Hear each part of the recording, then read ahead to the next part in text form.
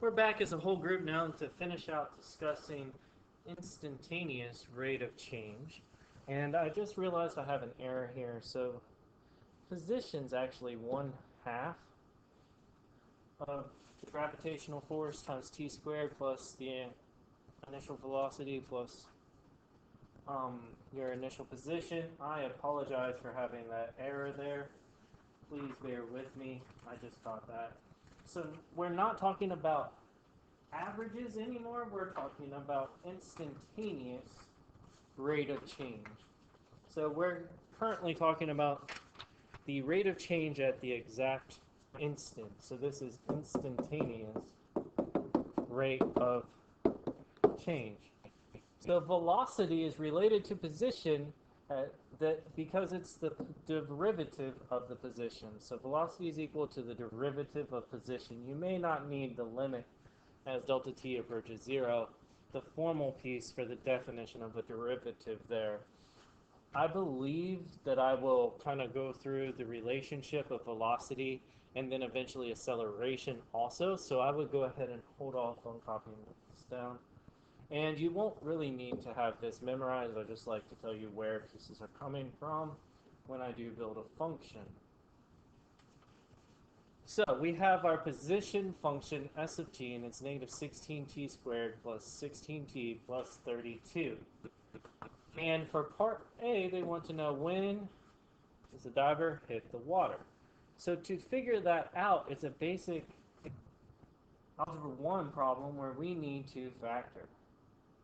So for part A, we need to take s of t and we need to factor it. So to factor it, we need to take out this greatest common factor of negative 16. If we factor that out, that leaves us with t squared minus t minus 2. So now we need to figure out when they hit the water. So if they hit the water, position is 0. So we're setting this equal to 0. Because it's equal to 0, the negative 16 can cancel. So now we have t squared minus t minus 2, and to solve this we should factor, so that's t minus 2, t plus 1. So t equals 2 or negative 1. Hopefully we quickly realize, unless we're really good at things, we can't have negative time, therefore t must equal 2. Second part of this is, what is the diver's velocity at impact? So to figure out velocity at impact, we need to figure out the velocity when time equals 2. So to do this, we are now going to find the derivative, because velocity at 2 would be equal to s prime of 2. So we need s prime first. So s prime of t would be equal to d dt. So the derivative with respect to time instead of x this round of negative 16t squared plus 16t plus 32. The derivative of negative 16t squared with respect to t would give you negative 32t plus 16. The derivative of 32 goes to 0. Now we need to calculate this when t equals 2. So that's negative 32 times 2 plus 16. So now we have negative 64 plus 16, or negative 48.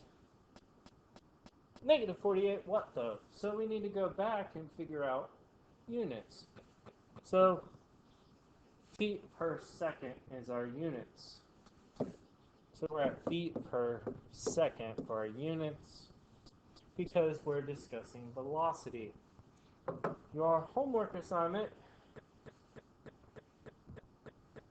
is here. Hopefully you're getting used to my system. You may work each section, do quite a few problems from each.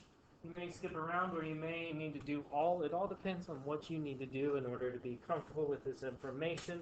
Let me know if you need help on anything. I'm glad to help. I appreciate you taking time out of your day to watch this video series. Thank you.